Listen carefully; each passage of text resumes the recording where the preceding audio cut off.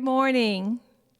We welcome you, your family, and your friends to Unity Spiritual Center, where we honor the universal truths in all religions and respect each individual's right to choose a spiritual path. No matter who you are and where you might be on your spiritual path, you are always welcome here. My name is Jane McLean, and I am the platform assistant. Today we have Reverend Julie Montague as our guest speaker and 4 calling birds for our musical guests, and also Marcia Osborne and Kathy Murray as our second musical guests. I have an announcement. Please join us on Sunday mornings at 11 a.m. for a virtual social hour. You will find instructions on how to connect by computer, any mobile device, and landline on our webpage at www.unitybellingham.org. We look forward to seeing you. Now, let's get centered before we say our 5 principles together. Take a deep breath. And then let it out. God is good and present in all things. The holiness of God is my own true nature. I am creating my experiences by how I think. My thinking is guided by my daily affirmative prayers and affirmative actions. I follow and am sustained by these values in every way, every day. And today's daily word is release. I take the best and leave the rest. My experiences of this past year have brought me gifts of insight, perspectives, and many chances to grow and stretch myself, and perhaps the opportunity to develop a skill that serves me in my work or brings greater enjoyment to my leisure time. Some experiences have been painful or difficult. These, too, have offered their gifts. I accept all that has come my way. With gratitude, I bless it all. I find the gifts and release what no longer serves my growth.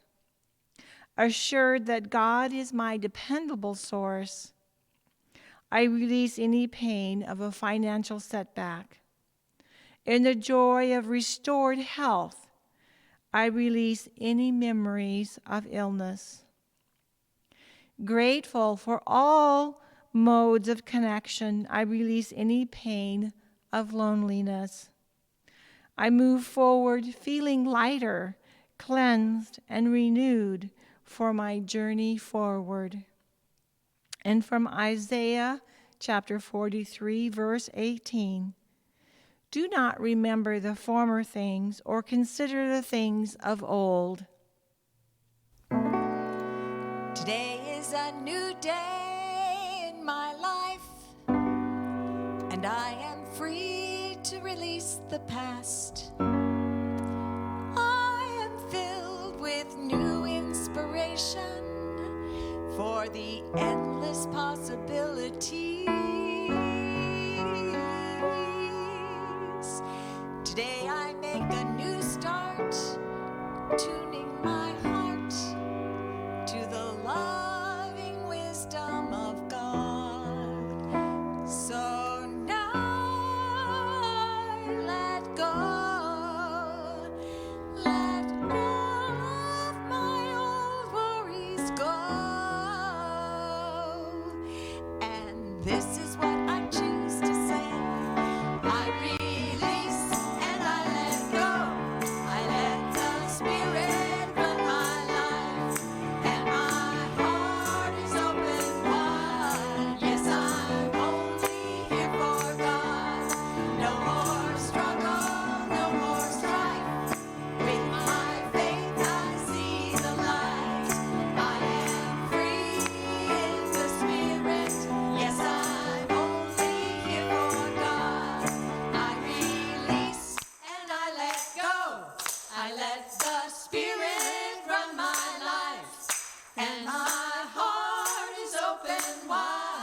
Yes, I'm only here for God. No more struggle, no more strife. With my faith I see the light.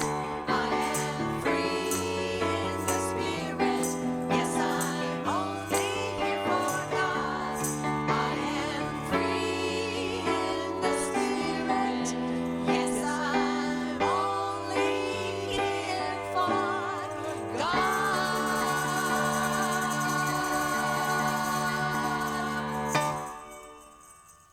And now, let's welcome Reverend Julie Montague. Okay, good morning, and I'm very happy to be with you, whether you're watching on television this morning with us or maybe on your computer. We are sending you out through the airways, and we hope that you are with us and enjoying this service with us. I want to talk this morning about the idea of releasing whatever doesn't work in your life right now. One of the stories that I like the most about Charles Fillmore, co-founder of Unity, is that every single night he would sit down at the end of his day, go through his thoughts about everything that had happened that day, the people he talked to, the things that they told him, and then he would ask himself, did I show up in the way I want to show up to everyone? Loving, kind, considerate? Have I encouraged them in their work?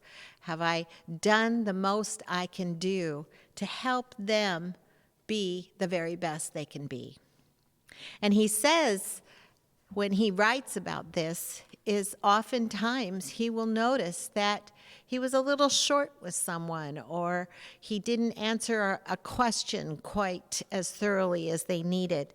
And he would then go the next day and reopen that conversation so he could get clear with that person that they are understanding each other. One thing about Charles Fillmore and Myrtle Fillmore is that both of them, many people often said they glowed with spirit. There was this glow around both of them. And when you were in their presence, they created a field of energy unlike any other.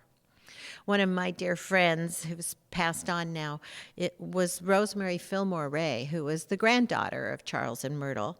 And Rosemary used to tell me that whenever she was sick or had a little sore throat or maybe looked like she was getting a cold, they would put her to bed with some fluids and they'd call for Papa Charlie, which is what they called Charles Fillmore. Charles Fillmore would come in and he would say, now, Rosemary, I want you to go to sleep now, and I'm going to sit here by you. And when you wake up, you'll feel fine. And so he would then go into the silence. That's what Charles Fillmore did when there was any challenge at all. He would go into the silence. And oftentimes, Rosemary would wake up a couple hours later, and she'd feel perfectly fine. And she'd say, where did Grandpa go? And her mom would say, he went into the silence and then he had something else to do. When she was a little girl, she would go to visit her friend's house, and their grandfathers lived with them too, like hers did. And she noticed that none of anybody else's grandfathers went into the silence. She just didn't understand that. She thought that's what all grandfathers do, is they go into the silence if there's any question about anything. So over the years, Charles Fillmore did this practice of writing down anything that didn't work as perfectly as he wanted it to, anything that wasn't explained or conveyed in the right way so people really understood him. He was very careful about that and about communication and what words he used. He was quite an amazing man. When he spoke in ways where people from many different levels of consciousness or levels of experience. He'd speak to salespeople or business people one way. He'd speak to soldiers going into World War II another way.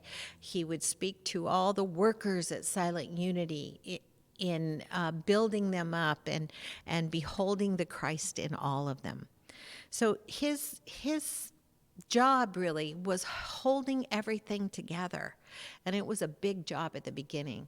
He started to build Unity Village right in the center of the Great Depression. One time, they tell the story of it was a Friday afternoon and it was payday, and all the workers needed to be paid that were building Silent Unity and Unity Village. And he hadn't seen enough donations to come in to pay the workers. So he was concerned about it. And so he went up to his office and he went in the silence. And when he opened his eyes, his secretary was there with a letter. And that letter had the exact amount of money needed to pay all the workers. That's how Charles Fillmore's going into the silence conveyed to him and to everyone around him how powerful that is. What we want to learn today is you can have that kind of power too. I can have it. We all have it. We have the power of consciousness. And consciousness follows whatever we decide to believe about ourselves, others, or any situation. So through the year of 2020, we have had conversations, we've had parties, we've interfaced with other people, we've done all these things. We may have seen marriages and babies and all kinds of things have happened in 2020. And a lot of them are fabulous, wonderful things. Their new children being born into the family, or people recovering from illness in the family, all those kinds of things. And when we look out at the world, we see all these folks that are struggling with coronavirus and different economic problems we have right now and all of these things. We need to be the ones that hold the consciousness for truth, for the fact that our consciousness and what we think about things is how they will show up for us. Sometimes I've worked at many different kinds of jobs growing up through Unity and around all kinds of different people. And I realized pretty quickly that there's the people that are kind of like Igor in Winnie the Pooh, where he sits there and says, "It'll never work. No, we can't do that. It'll never work." We never are quite sure what won't work because he already knows immediately that it'll never work.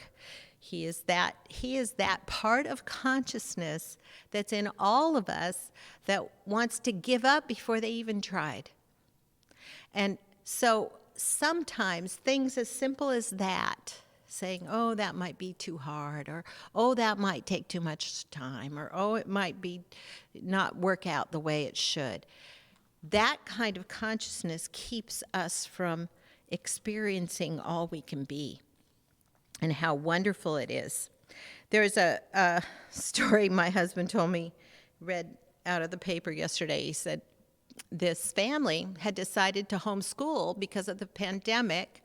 And so they started this homeschool, and they, the first week, 2 of the boys in the school got in a fight and got expelled from the school. And in that same week, they had to fire the teacher too because she was drinking on the job. Sometimes trying to make something out of nothing, that we get into this place where we think, "Oh man, this should be easy," and it's not. But if we change our thinking about it, everything can change. What I want to talk about today really is how do we release and let go all of those negative thoughts, all those thoughts that hold us back, all those thoughts that think, oh, I'm too old to do that, or I'm not skilled enough, or I don't have enough degrees, or I don't have this, or I don't have that. And we stop ourselves. We stop ourselves before we even start. So one of the things I would like you all to consider is to think of the things that you thought, wouldn't it be fun if we learned how to do blank? You know, it could be anything. It could be, wouldn't it be great if I could learn how to fly a plane? Or wouldn't it be great to fly around the world? Or wouldn't it be great if we, had a big family reunion this summer? Whatever it is, if you can conceive of it and believe in it, you can make it happen if you change your thinking about it and tell yourself that it'll be easy, it'll be fine, it'll be easy, and it'll be wonderful. The Burning Bowl service is an opportunity for you to think about all the things in the past year, 2020, that have been very difficult to get through. You might have had some irritation with someone. You might have felt like someone harmed you or were mean to you, and you're holding that irritation that they weren't, helping you or supporting you in some way. Any of those things that we hold in our heart and our mind that keep us from believing in ourselves that we can stay the Christ expression every day, every moment of every day, 24/7. We can live in such a way that we not only remind ourselves to believe in the truth and what we can create in our own life, but we can also help others believe in their truth. There's so many times that you meet someone and you think they're so brilliant and so beautiful and so artistic, and you'll get to meet them, and all they'll do is tell them, oh, I'm not that good, and I'm not really an artist, or I'm not really that smart, or whatever it is.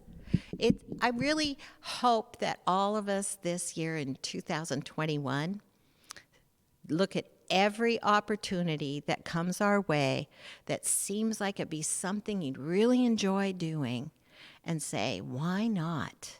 Why not give it a try? This is the year to step out. We're going to get rid of that coronavirus in the next few months, and then things are going to open up like they've never opened before. There's going to be opportunities everywhere for all of us, and it's going to be a wonderful time.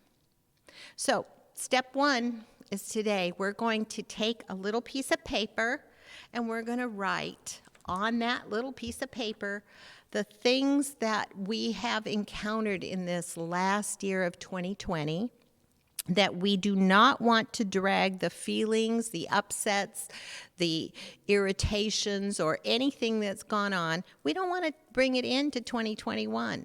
So everything you can think of that would help you in becoming freer and clearer and more willing to be all you can be, those things that are holding you back, I'm going to give you some time now to write those down on a piece of paper. What's going to happen is we're going to write those down here and in your home. We invite you to get a little slip of paper and write down the things you don't want to drag into 2021, and then make yourself your own little burning bowl. Now, we use the term burning bowl because it's something that has been a very ancient ritual that has gone on for millennia with many cultures. But you don't have to necessarily burn it. You can take your list and you can write all of it down, and then you can cut it up into very small little pieces and flush it right down the toilet. You can take it outside and put it in a bonfire out in your backyard if you want to, and burn all of your burning bowls. The whole family can get into it. It's really kind of a wonderful, fun thing. And now we're going to take a pause so that you can write down what you need to release. And the staff and I are also doing that, and we will be burning them here in the burning bowl here. So we'll see you right back.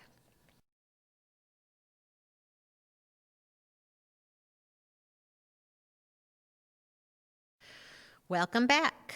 We are ready to go on. The staff and I are going to burn our burning bowl list right now.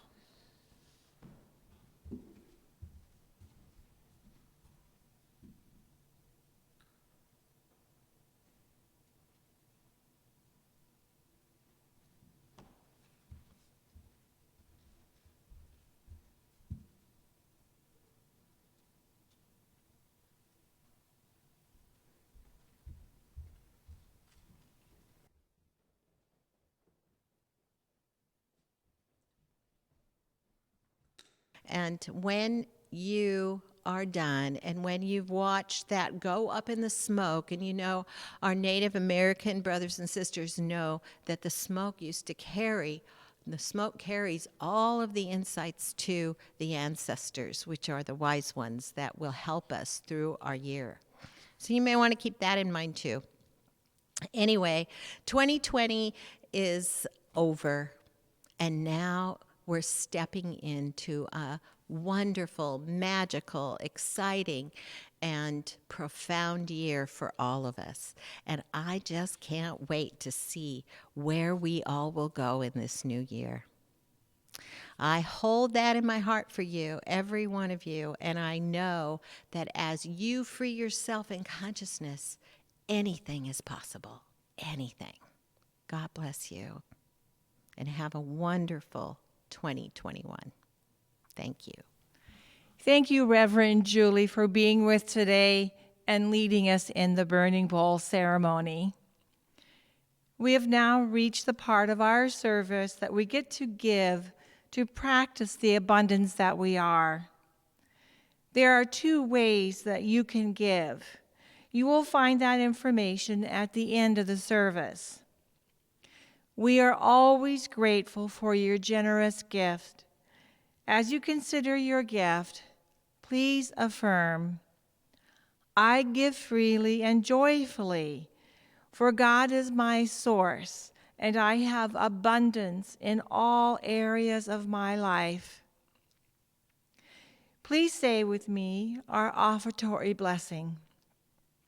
Divine love, as me, blesses and multiplies all that I have, all that I give, and all that I receive. And let's welcome our musical guests, Kathy Murray and Marcia Osborne. Can we cut there? Let's cut right there.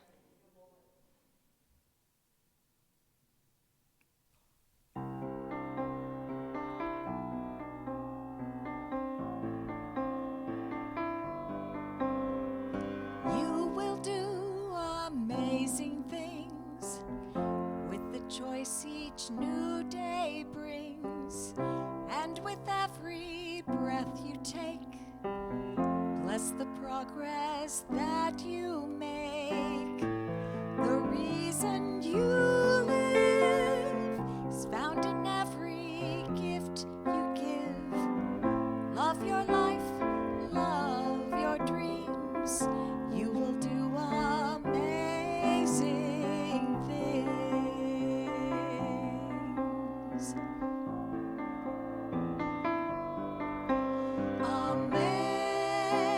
Amazing, amazing. You will do amazing things.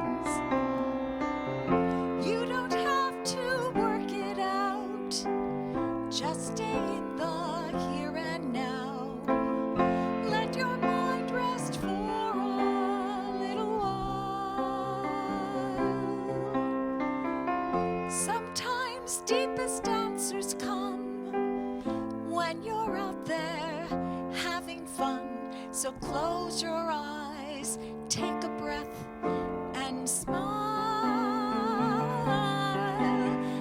Amazing, amazing.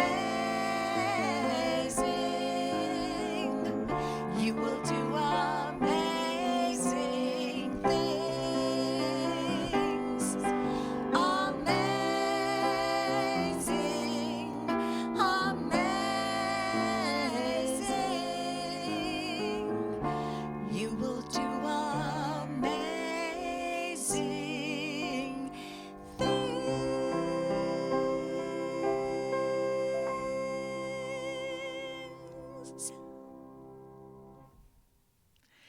Thank you so much, Kathy and Marcia. That was beautiful.